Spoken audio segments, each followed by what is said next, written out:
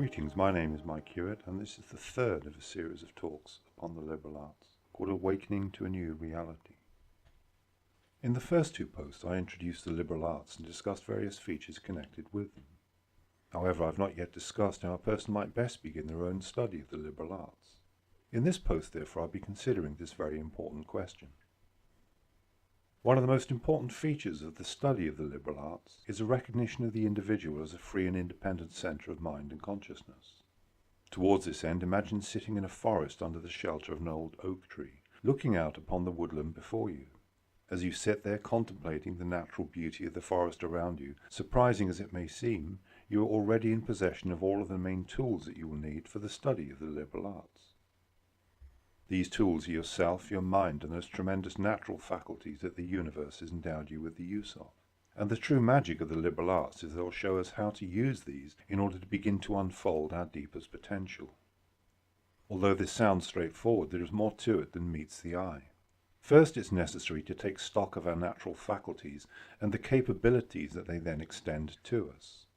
Second, it is a matter of taking steps to maximize our use of those faculties. For this reason, a study of the liberal arts best begins with the acquisition of a certain amount of self-knowledge. This entails coming to a reasonable understanding of who and what we are, together with the various faculties, systems and processes that we are fortunate enough to have the use of. Relevant to this is the fact that although each one of us counts as an individual in our own right, we are all nonetheless but minuscule parts of that much greater whole that is the real world. At this point, therefore, let us ask a key question. What does it mean for us to be a part of the real world? Most of us know what it's like to be part of the human world, and although this world can seem to us to be all-embracing, it is nonetheless a rather limited world. Fewer people seem to have cognizance of what it's like to be a part of the planetary world. Embracing all life upon the planet Earth, this is the world of our planetary host, referred to by ancient spiritual traditions as Great Mother Earth. Beginning perhaps with James Lovelock's Gaia hypothesis, there is an increasing recognition amongst various peoples of the world today that in universal terms the Earth counts as a living being in her own right. This represents a welcome alternative to the view of planet Earth as being nothing more than a ball of dead rock that has somehow become infested with life. And it is welcome because as a part of the real world, such views do no more than depreciate the Earth and everything that lives thereupon. So let us instead be sensible about this. Whether a living being or not, the planet Earth is certainly a part of something that is so vast and incredible that it literally goes beyond our comprehension. This is the shimmering mystery of the real world, the first or original causes of which have intrigued every thinking person since the beginnings of human history. That the beauty and wonder of the green Earth is all part and parcel of this wonderful mystery means that questions surrounding the true nature of Mother Earth will only be properly answered once we know more about this tremendous mystery. Consequently, in the meantime, we can only conjecture or hypothesize in terms of what might or might not be. Fewer people still have cognizance of the real world, which is the universe conceived as a vast whole. Referred to by Plato as the true, the good, and the beautiful, an enlightened consciousness of this world represents one of the ultimate aims of the practice of the liberal arts. However, in the meantime, there is nothing to stop us trying to gain some kind of sensibility of the real world. Towards this end, cast your mind upon it and try to gain a sense of the fabulous depths of its timeless mystery. As you do so, allow your mind to rise up into the vast open spaces of the universe. You'll soon realize that the real world is so utterly vast that it does indeed go beyond our comprehension. When you do contemplate the real world, try not to make the same mistake that many others have made. This is to see the real world as something that is outside and separate of us. This is a mistake because we are all a part of the real world. Therefore, when envisaging the real world, do not forget to bring yourself into the equation. When you do so, you'll soon realize that at the very heart of this tremendous world mystery lies you yourself. And what does this self say? It says very clearly, I am.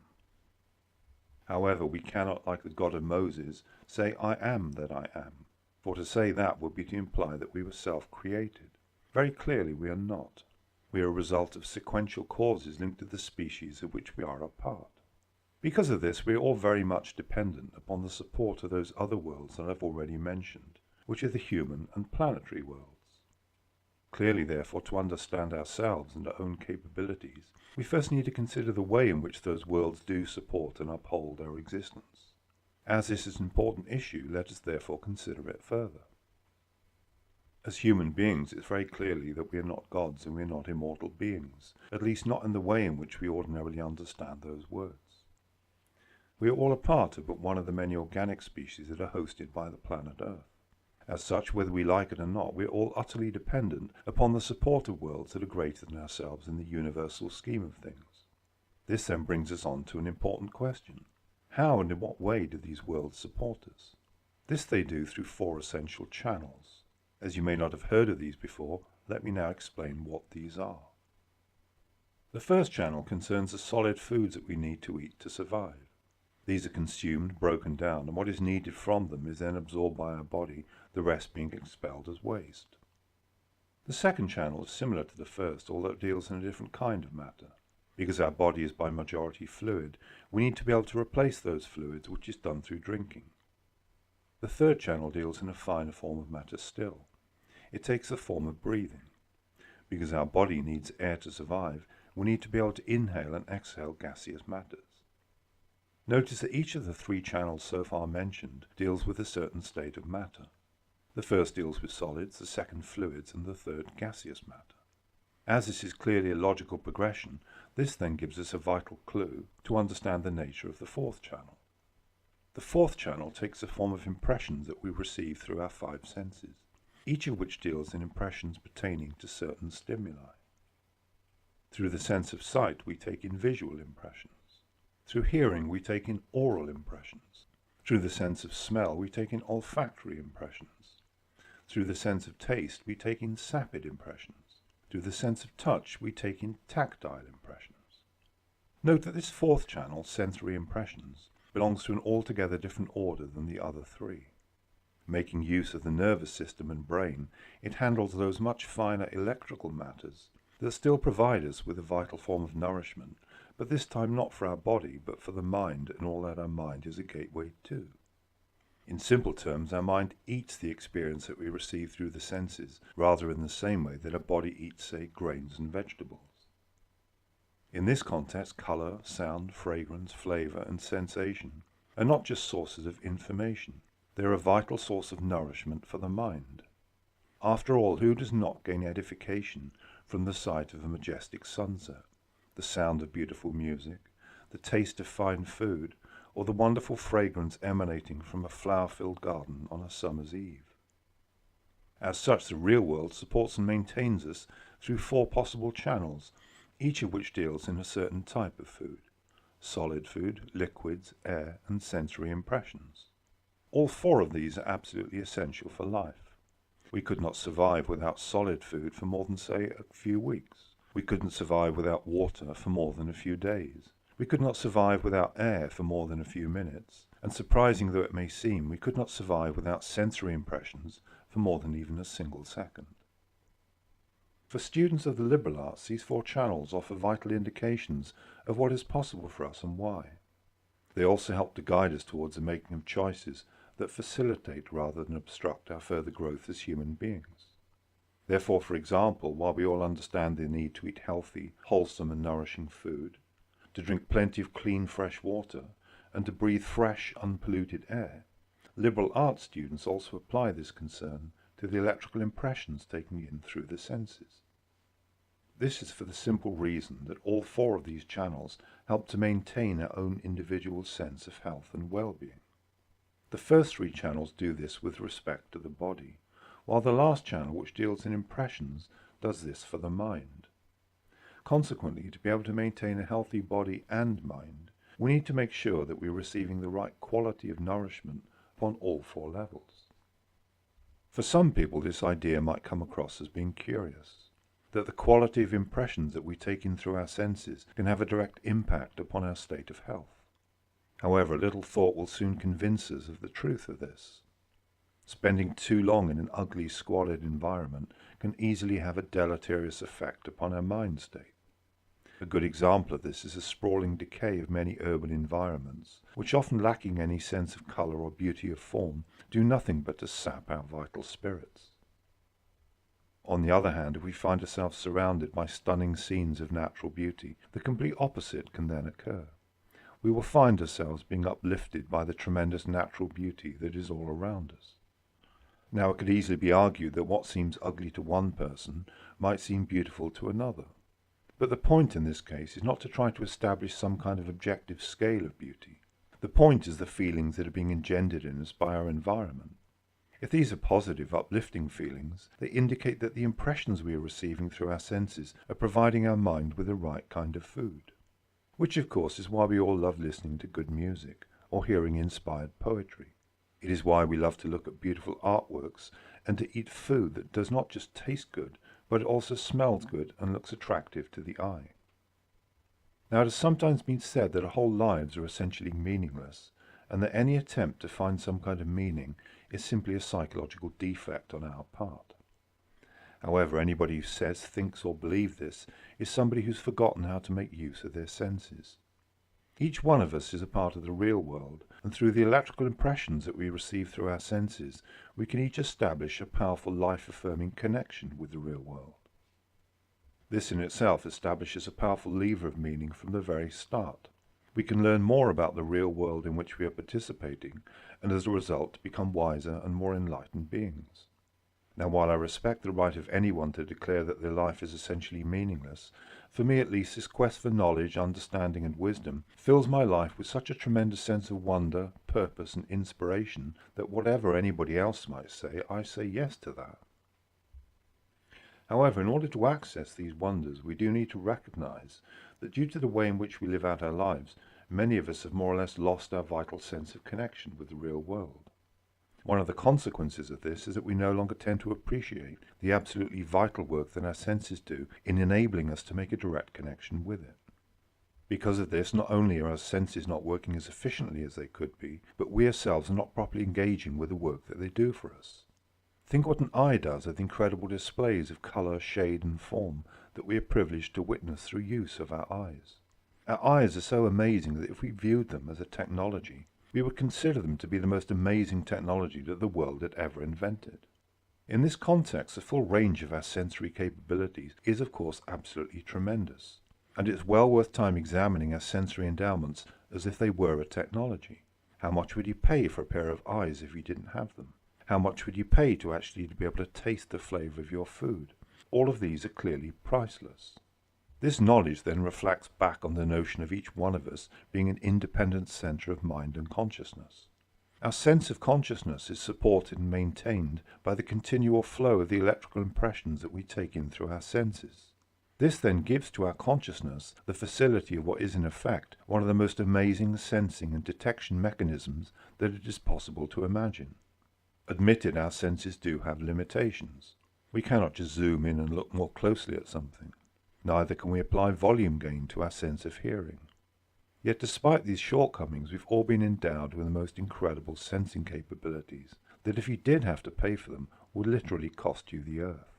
Now, I'm sure you've heard the phrase doors of perception as popularized by writer Aldous Huxley. Our senses are just such doors of perception through which can flow all of the wonder, majesty and beauty of the real world. However, unlike Huxley with his mescaline experiments, we don't need drugs to maximize their potential. We simply need to engage our mind properly with the work of our senses. When we do this, we will then find ourselves living in a fresh, new, inspiring world. This then introduces us to the possibilities that we all have for natural learning. This is learning not by way of textbooks filled with pre-formulated ideas and theories, but directly for oneself through the full and unmitigated use of one's own senses. Backed up by the light of our own consciousness, this sphere of natural learning will then introduce us to all of the wonderful mysteries of the real world, all there waiting for us to experience them for ourselves. However, given our upbringing, education and way of life today, there are numerous obstacles that might stand in the way of this. One such obstacle is that we've been taught not to properly trust our senses anymore, and as a consequence we often pay very little heed to what they're telling us. Instead, we've been taught to heed only the voice of authority, in whatever form that this might take. Because of this, we can then find ourselves in a curious situation where our senses might be telling us one thing, the voice of authority another.